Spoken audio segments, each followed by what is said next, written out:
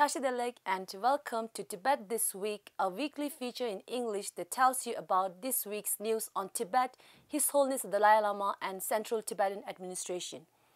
Let's look at the headlines first. His Holiness the Dalai Lama attends first dialogue between Russian and Buddhist scholars at Delhi. Short-sighted Chinese leader using methods of fear to instill stability, His Holiness the Dalai Lama to Times Now. Tibet's fragile ecosystem is in danger. China must change its flawed environmental policy, CTA President op-ed for The Guardian.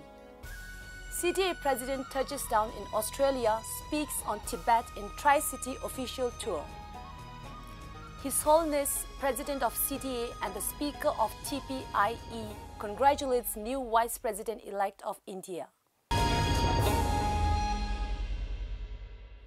On Monday this week, His Holiness the Dalai Lama attended the third day of the first Russian and Buddhist scholars dialogue at Taj Mahal Hotel, New Delhi.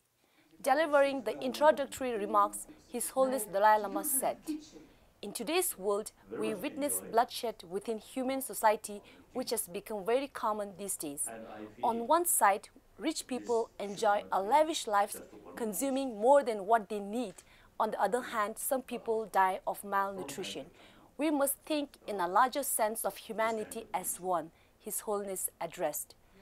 Acknowledging the rich historical relations between the three Russian republics of Tuva, Buryat and Kalmykia with Tibet, His Holiness said that these republics are traditionally Buddhist and that they must retain their rich cultural heritage.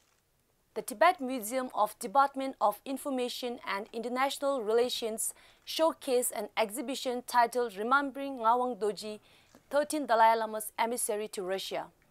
The exhibition also covered the political and cultural relations between Tibet and Russia. The 5-day dialogue began on last Saturday at Taj Mahal Hotel, New Delhi, with a 2-day preliminary dialogue with 11 presenters from both Russian and Buddhist scholars.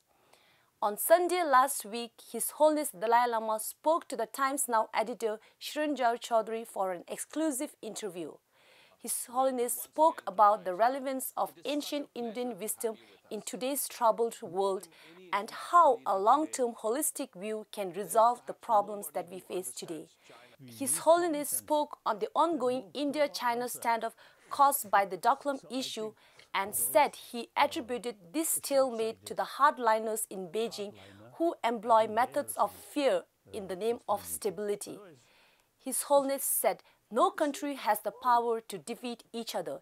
India has the power of truth, while the other has the power of gun." On Monday this week, the President of Central Tibetan Administration, Dr. Lobsang Sengke, wrote an op-ed in The Guardian titled, "Tibet's fragile ecosystem is in danger. China must change its flawed environmental policy." Dr. Sengke wrote, "The Chinese government must take into consideration the fragility and the delicate nature of Tibet's environment and rein in the factors that contribute to the environmental crisis in Tibet: rapid urbanization, transfer of Chinese population into Tibet, unchecked mining on Tibet's sacred mountains, and damming of Tibet's rivers to facilitate hydropower projects." Dr. Sengke also wrote, "The real beneficiaries of any development must be Tibetans in Tibet. Any projects that China undertake must be environmentally sustainable, culturally sensitive, and economically beneficial to the local Tibetans." Dr. Sengke further wrote, "Tibet is facing two critical issues: its political and environmental future. Of the two, the latter is a bigger issue given the implication for the Asia and the rest of the world." On Saturday last week, the President of Central Tibetan Administration, Dr. Lobsang Sengke, arrived in Australia for a Tri-City official engagement in Sydney, Canberra and Melbourne. On his arrival in Sydney, the President is welcomed by around 300 Tibetans in Australia, led by the representative Lakpa Tsoko and President of Australian Tibetan Community, along with Chinese and Australian Tibet supporters. Later that day, Dr. Sengke joined a luncheon meeting with International Commission of Juries and spoke to 30 legal experts on the topic Tibet's past, present and the middle way approach policy of Central Tibetan Administration as the way forward in resolving the vexed issue of Tibet with China. Dr. Senge said people of the free world have moral responsibility to support the issue of Tibet and called to the legal expert gathered during the meeting to support for the Tibet's issue. Dr. Senge met Exodus Foundation of Rev. Bill Crews, a long-term friend of Dalai Lama and a supporter of Tibet, before heading to Sydney Opera House, where he spoke on Tibet in the 21st century political, environmental, economic and cultural challenges. The following day, Dr. Senge had an interactive session with the Chinese community and later with the Tibetan community in Sydney. Dr. Senge, President of Central Tibetan Administration, arrived at Canberra to begin the second leg of his Tri-City official tour of Australia on Monday.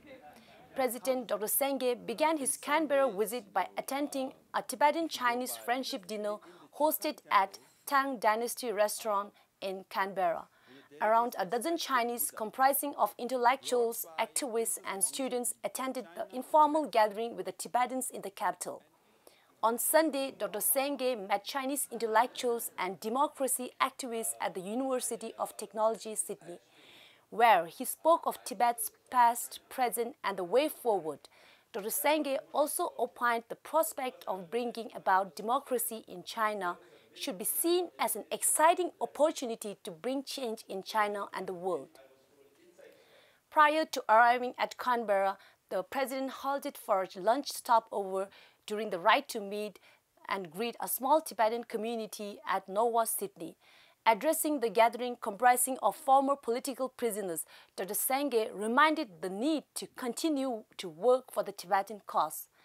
Advocating for the Tibetan cause by the Tibetans carry greater weight and significance, since you are the very people who suffered and saw the tragic situation under China's rule firsthand, Dr. Senge said. In Canberra, Dr. Senge gave an interview for The Mornings with Genevieve Jacob, a radio-cum-TV interview of ABC Canberra. On Saturday last week, His Holiness Dalai Lama wrote to Sri Venkaiah Naidu to congratulate him on his election as the Vice President of India. In his letter, His Holiness said, "I have a deep affection for this country with its rich civilization and long-standing traditions of tolerance, karuna and ahimsa. Despite her huge population and multiplicity of languages, religions and culture that flourish here, India remains remarkably stable, a model to the world of how religious tradition can live side by side in mutual respect." His Holiness recalled being pleased to have met the Vice President-elect briefly in February this year at the National Women's Parliament 2017 in Vijayawada. President of Central Tibetan Administration, Dr. Lobsang Senge, also congratulated Sri Venkaiah Naidu, the new Vice President-elect of India. Dr. Senge wrote, "As a veteran politician with long-standing experience of public life, I am confident that you will act as an important determinant of India's democratic functioning to address appropriate checks and balance and set a benchmark for non-partisan conduct, adding prestige to the constitutional role of Vice President." Speaker of Tibetan Parliament in Exile, Venerable Khenpo Sonam Tenpa, also wrote to Sri Venkaiah Naidu, the Vice President-elect of India, to convey his congratulations on behalf of all the Tibetans. Sri Venkaiah Naidu was sworn in as the 13th Vice President of India. So much for this week. See you next Friday. Have a good weekend.